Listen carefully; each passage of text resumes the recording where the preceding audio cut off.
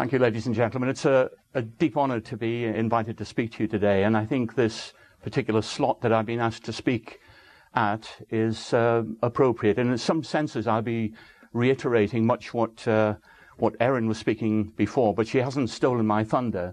In fact, I propose to make that thunder roar and roll a great deal further. It's almost half a century since women's liberationists first took to the streets chanting, "Women demand equality, and I'm a second-class citizen." And the feminist narrative of the historically victimized woman needing to strive heroically for her rights in a male-dominated society is a theme that has been burnt into our social consciousness. The entire paradigm is so politically charged, so politically correct, that no politician of any hue would dare have an all-male cabinet, any more than a large company would even contemplate having an all-male board of directors. And this is causing women to be pushed, promoted, and inserted into every walk of life simply because they're women. Moral panics about rape and violence against women and girls are rife, and a plethora of women's help agencies exist to meet the demand for the perceived women's aid. Many of them are funded by central government with ring-fenced budgets, as Erin pointed out, and they feed a constant stream of propaganda about men as potential rapists or wife-beaters to the press, and most of it is patently untrue. But like all propaganda, it is effective in embedding these false social narratives which in a feedback loop justifies their existence and secures their funding, of course. Our universities are hotbeds of gender politics where free speech is all but closed down, not least because of the strident demand of millennial women students that they must not have their feelings hurt or be made to feel unsafe. And in response, many universities are actually providing safe spaces for women students, free from their male counterparts, such is the degree to which this hysteria is gripping our campuses.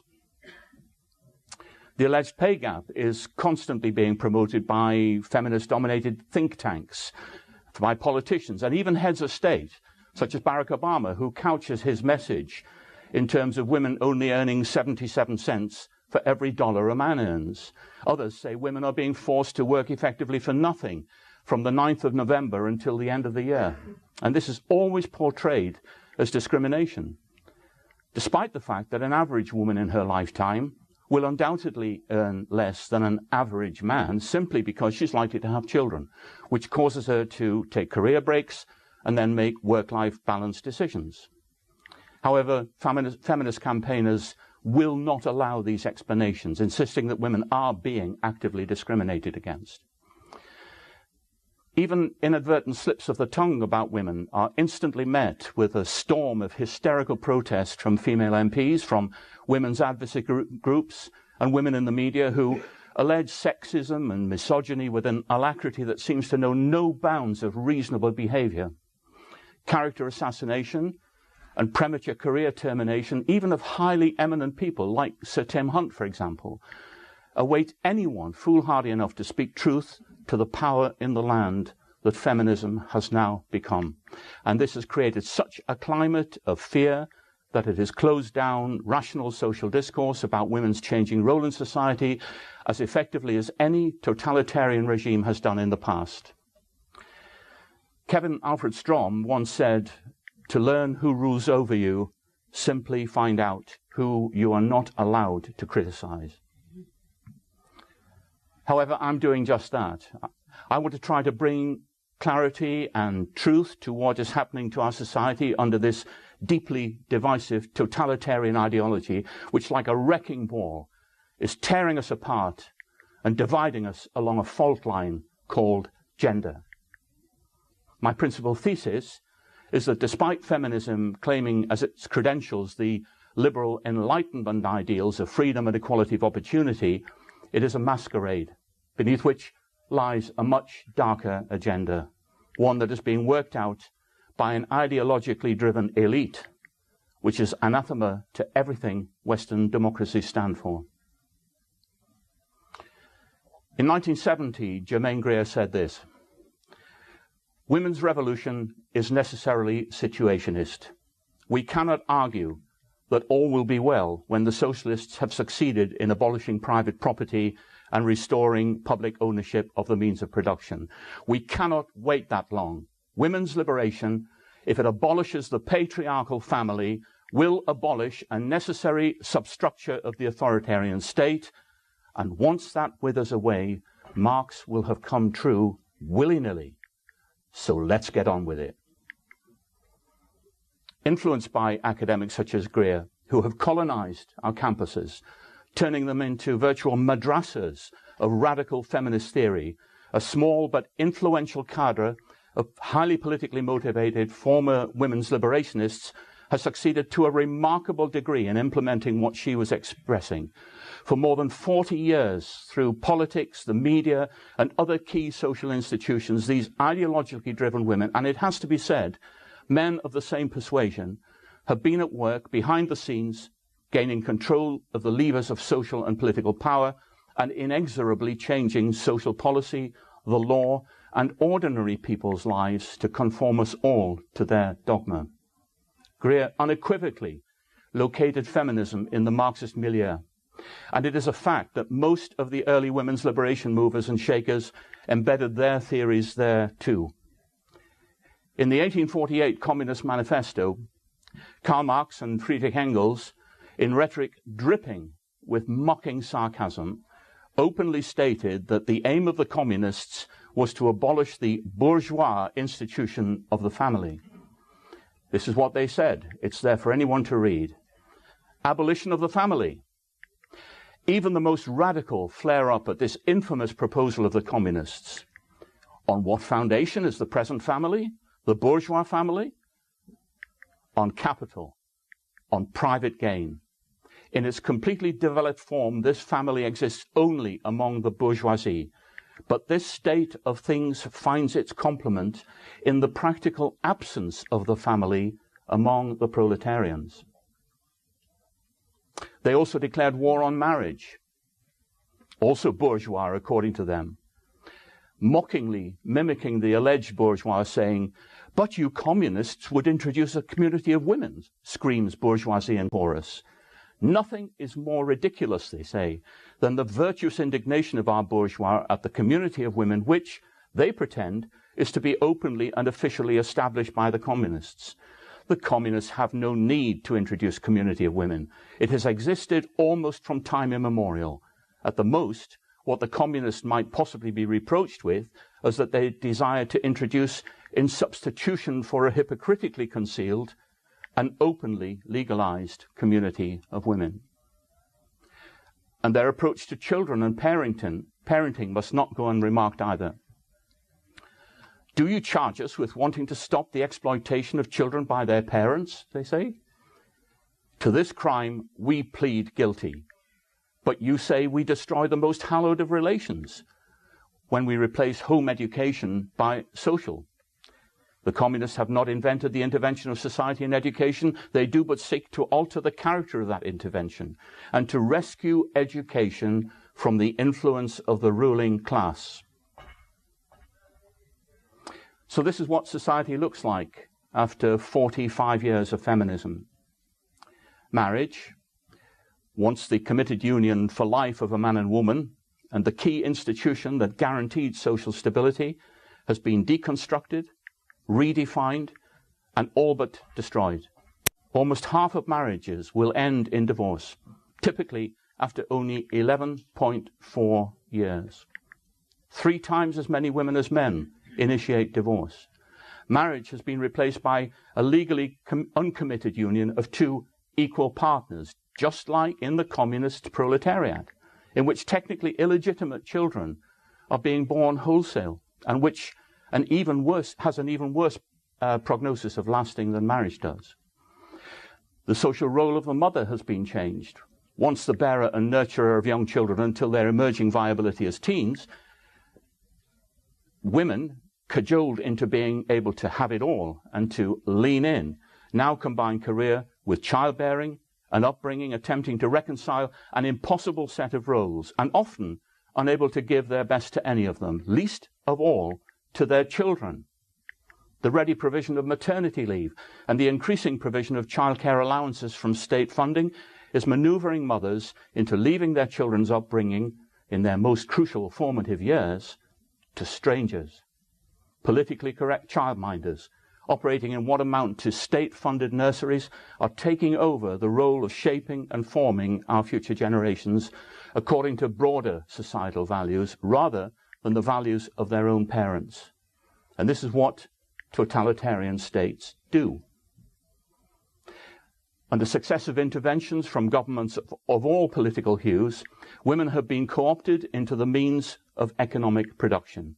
They have been turned into wage slaves, just like men have always been, and they emulate precisely the women in socialist communist states. In fact, women are now working harder for less.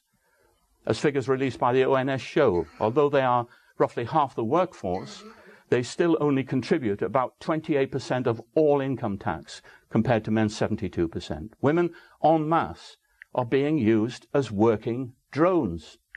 Most of them are earning pittances, while their privileged sisters argue about the glass ceiling, the pay gap, and women's representation in the boardroom.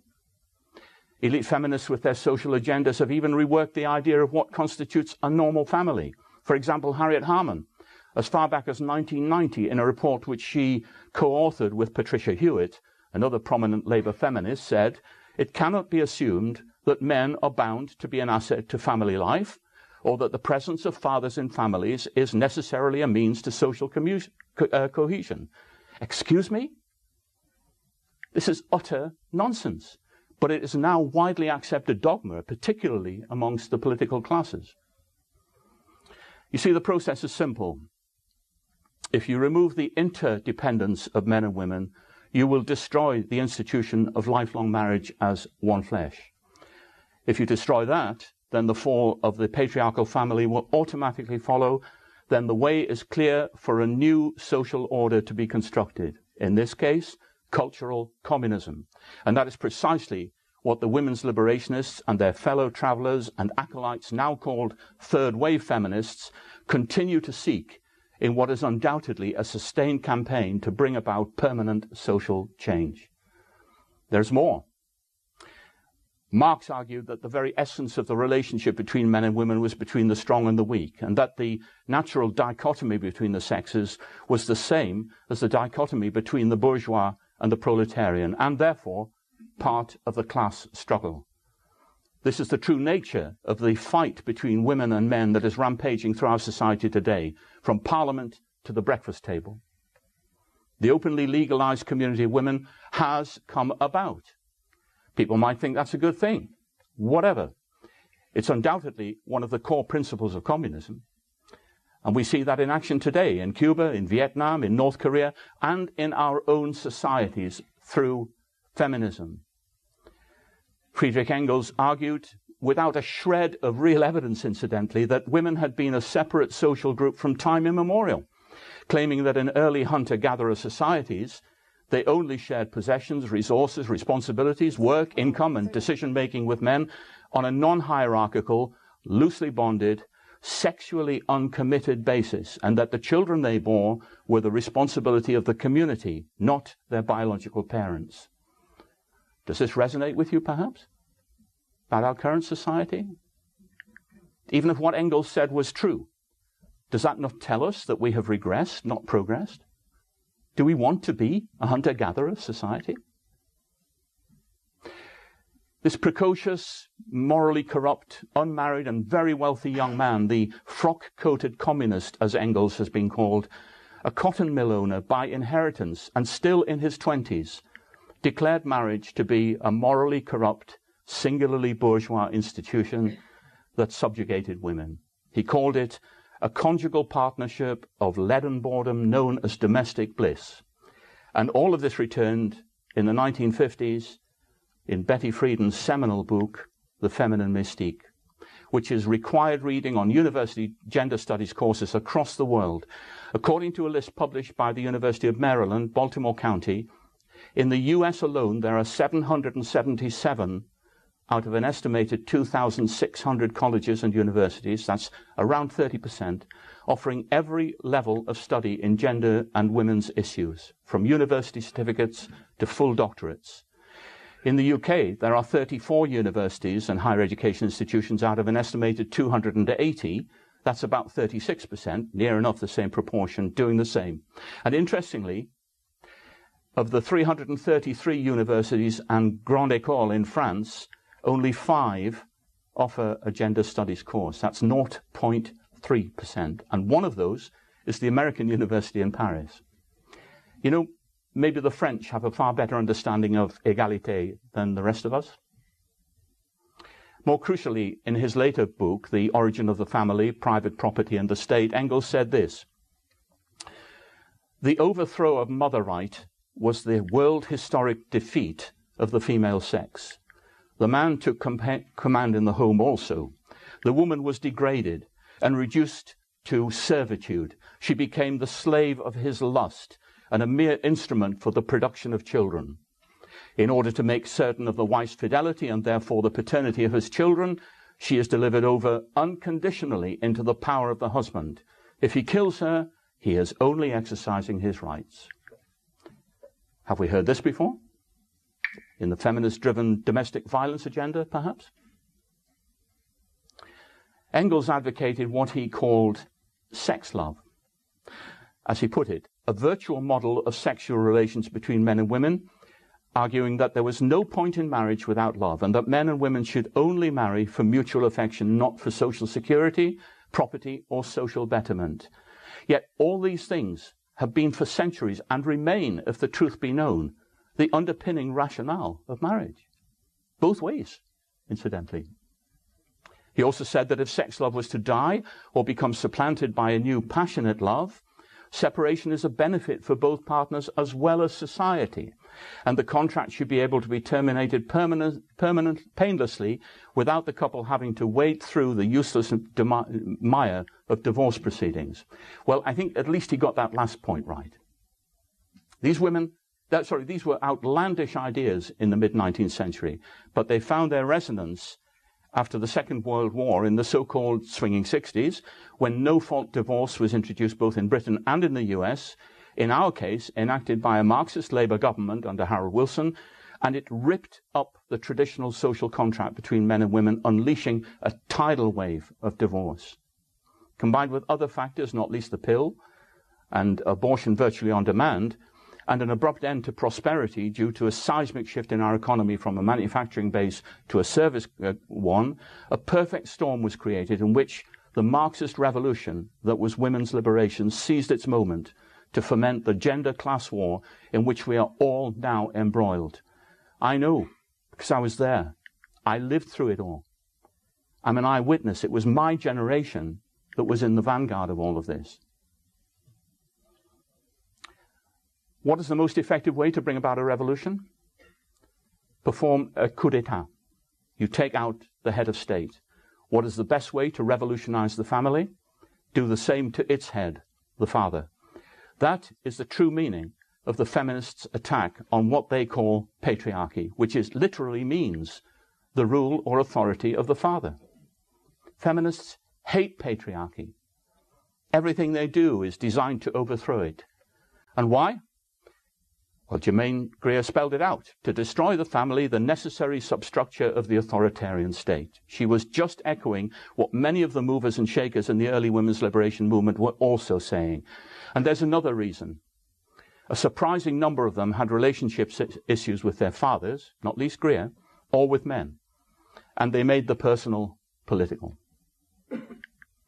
Thus, patriarchy as the rule of the father morphs into the social power of men, which justifies the feminists' obsession with it today. It is also the case that a surprising proportion of them were lesbians. That's not a judgment on them. It's a simple statement of fact. They didn't like men or maleness, especially when they saw it standing in social authority over them. And that is why Marxism was the perfect ideological basis for their uprising.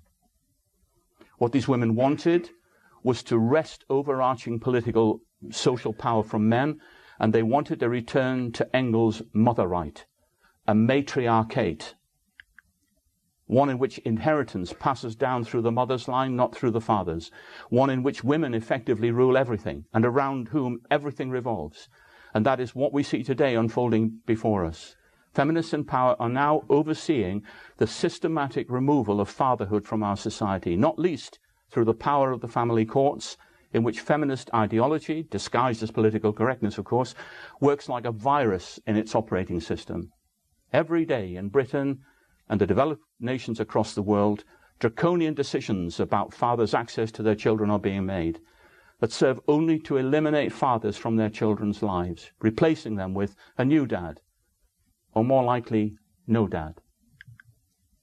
In the weasel-worded rhetoric of doing what is best for the child, children are being cut off from their fathers and their fathers' families, often for good.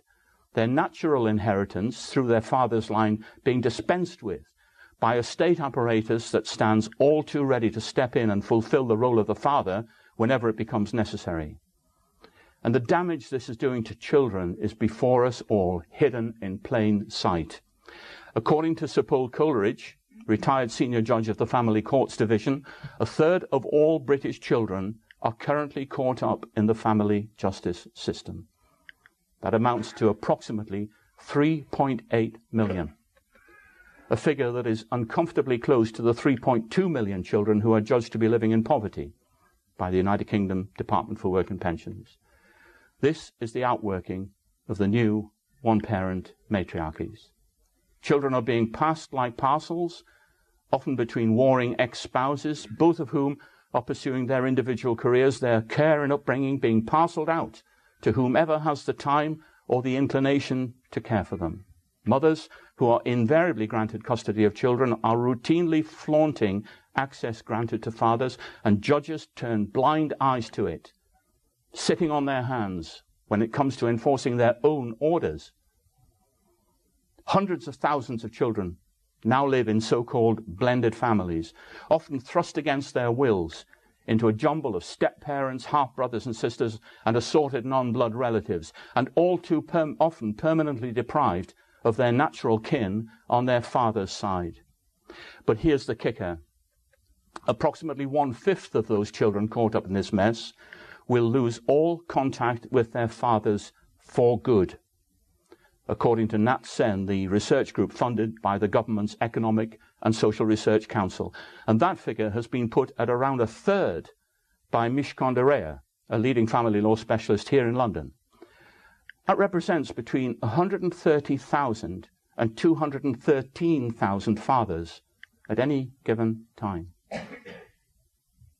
None of us should be in any doubt that a human tragedy of gigantic proportions is being worked out before our very eyes because of our acceptance of feminism and our obsession with so-called women's rights, and neither should we be in any doubt about what is behind it.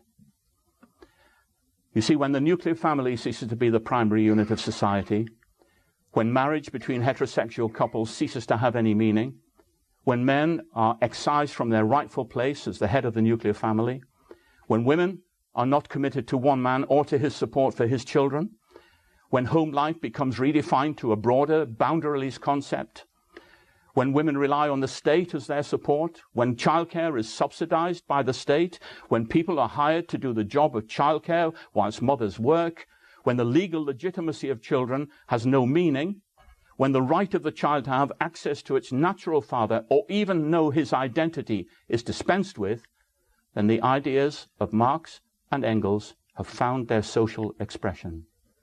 And so too have the ideas of Greer and Millett and Firestone and Dworkin and Solanus and 100 other women's liberation agitators, as well as those of Harman, Hewitt and their fellow travellers in government today.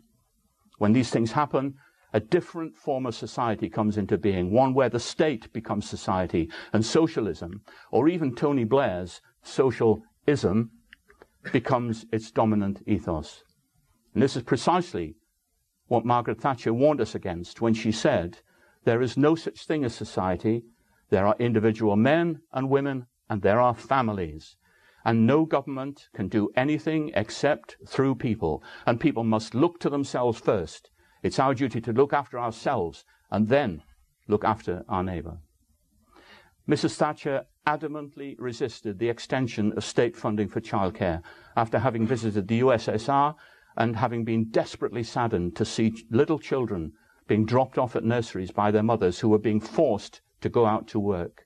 She froze child benefit as part of her war against the welfare state, and she criticized working mothers for raising a creche generation. Yet all these things are now a reality in Britain, just 3 years after her death. She also said, "The feminists hate me, don't they? And I don't blame them, for I hate feminism. It is poison." Yeah. She well knew that what they were up to, and she held the line for over a decade, but feminism finally burst upon Britain under Tony Blair, who raised it to be the ism above all isms. I remember Paul saying once that feminists lie about rape. They lie about the pay gap. They lie about domestic violence. They lie about families. And they lie about fathers. They lie about history. And they bully, threaten, and hound anyone who speaks against their lies. Across the entire political spectrum, they have altered our politics and our law. They have commandeered our criminal justice system, conforming it to their political correctness so that it enforces their laws, and they now have unreasonable power in our land. This alien ideology, driven by ideologues in government and in the institutions, is selling us a pup under the guise of fairness and equality for women. Even conservative politicians declare themselves to be followers of this deeply divisive creed. Theresa May, for example, the current British Home Secretary, and a conservative, allegedly, and very probably the next British Prime Minister, is not ashamed to be photographed wearing a shirt bearing the slogan, "This is what a feminist looks like." Now all we need is Hillary in the White House in November, and we'll have the full set. God help us. Indeed. Be in no doubt, the old battle between conservatism, small c, and socialism, small s, with some liberalism thrown into the mix, is now passé. We are witnessing a shift to a new gender-based politics whose driving ideology is socialist feminism. It is cutting across the old political alliances, and it's undoubtedly the New Deal here in Britain, as it is in the Scandinavian countries of Europe, in Canada, and the battle is raging currently in Australia. It will become so in the US if Clinton isn't stopped by Trump, and it's beginning to stir in India and many other countries around the world, as witness the diversity of delegates here today. Feminism has nothing to do with equality, and it is not about fairness. It cannot possibly be about equality, because it seeks a one-sided solution to a concocted problem that takes no account of the other half of society, men. Nor is it born of the liberalism of the Enlightenment. Feminism is a parasite that is sapping the strength, men's strength, from our societies. And we must wake up to what it is doing to our fathers, our sons, husbands, brothers, and yes, if the truth be known, to our mothers, daughters, wives, and sisters too. Under the pretense of fairness and equality, feminists and their fellow travellers present a clear and present danger to all of us. Feminists are not interested in equality, least of all equality of opportunity through merit and ability, free from the limitations of race, colour, creed, or sex. Theirs is the communist utopian definition of equality: sameness, parity of numbers, disconnected from achievement and divorced from skills and attributes. And, like in the dystopian communities communism created in the 20th century, powerful feminists are building a gigantic gravy train upon which only they have a ticket to ride. They are positioning themselves to be a powerful ruling elite that runs society for its own benefit by subjugating men and women too. We in the West live at a crucial moment in our history, and we must ask ourselves, are we prepared to allow this wanton onslaught on our way of life to continue? Are we going to allow the fabric of our civilized democratic nations to be torn apart because an upstart ideology has incited one sex to rise up in defiance of the other? Do we really want men's and women's relationships to become a permanent pitched battle, a war of attrition which no one can win? Are we going to allow our lives to be reduced to an endless, grotesque, politicized struggle between men and women for jobs, for power, for wealth, for social spaces, for children? Do we want gender apartheid, where each sex engages in its own separate development or travels in separate railway carriages? I say no, not in my name. I say to everyone here today that each of us is jointly and severally responsible for the society we create. We all carry the responsibility for what feminists are doing to our way of life, and especially to our children. Men and women are not a separate species, and women must not allow themselves to become locked in sisterly solidarity against men. We must not be divided like this. It's not the way to a better future. Wherever you look in the developed world, you will see the bitter fruit of feminism at work. Societies are being divided by gender in a classic divide and rule strategy. Women, especially young women, are locked into a struggle for social power with men. They really believe in an evil patriarchy. They really see themselves as sleeping with the enemy. Girls are being unfairly advantaged over boys. The birth rate is plummeting because young women are abrogating their biological responsibility to bear the next generation in favor of their own self-fulfillment and independence. Men are being disadvantaged. They are being harried, and their social spaces are being wantonly invaded for no real reason other than that women can do it. Boys are being deprived of men's input into their lives. Their education and their futures are being jeopardized, and they are coming under ever more pressure to accept feminism as the new orthodoxy and their pattern of living. And all of this will have consequences, be in no doubt about it. We can bleat on as much as we like about women's rights, but society doesn't exist in a vacuum. It's a dynamic system in which one person's rights end where another person's rights begin. And if the basic human rights of one section of society are invaded, curtailed, or smashed and grabbed, then that section will kick back and reassert its rights like a seesaw. It will swing back. And when it does, that swing could be violent if we don't say enough is enough. We've seen overnight news come in from Dallas. Daniel Patrick Moynihan, who died in 2003, a 4-term US senator and ambassador and official and academic, said this: "A community that allows a large number of men to grow up in broken families, dominated by women, never acquiring any stable relationship to male authority, never acquiring any set of rational expectations about the future, that community asks for and gets chaos, crime, violence, unrest, disorder, most particularly the furious, unrestrained lashing out at the whole social structure that is not only to be expected, it is very near to inevitable, and it is richly deserved." Some of us are drawing a line in the sand, of course. This conference is a clear example of that as you can get. But let me give this some focus. I call for a total rejection of all that feminism represents, its dogmas and its false form of equality, and for right-minded people to take a stand against it wherever they encounter it, so that we can all begin the process of repairing the damage those who are pushing it are wreaking upon us. I call for a restoration of relationships between men and women based on mutual respect and understanding, free from the stridency and the competitiveness that feminists are falsely fostering in women. I call for a return to a healed society, one in which the divisions that feminists have deliberately opened up are bridged and then closed for good.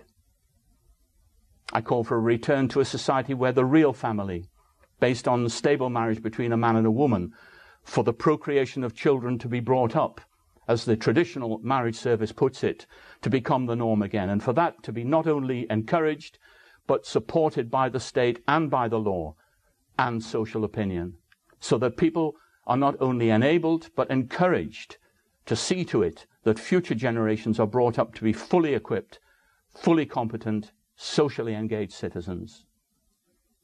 Especially, and borrowing an exquisite verse from the Old Testament, I call for the hearts of the fathers to be restored to the children, and the hearts of the children to be restored to the fathers, lest our land be cursed. In my book, I open by quoting Bob Dylan's song, "The Times They Are A-Changing." And I use it to describe how turbulent were those times when women's liberation first reared its Gorgon-like head in the 1960s. And I end it with the last verse, this verse, because it shows how revolutions can come full circle. The line it is drawn, the curse it is cast, the slow one now will later be fast. As the present now will later be past, the order is rapidly fading. And the first one now will later be last, for the times they are a-changing. The curse of feminism has been cast, and the line now needs to be drawn. And this is my contribution to that necessary and noble cause. Thank you.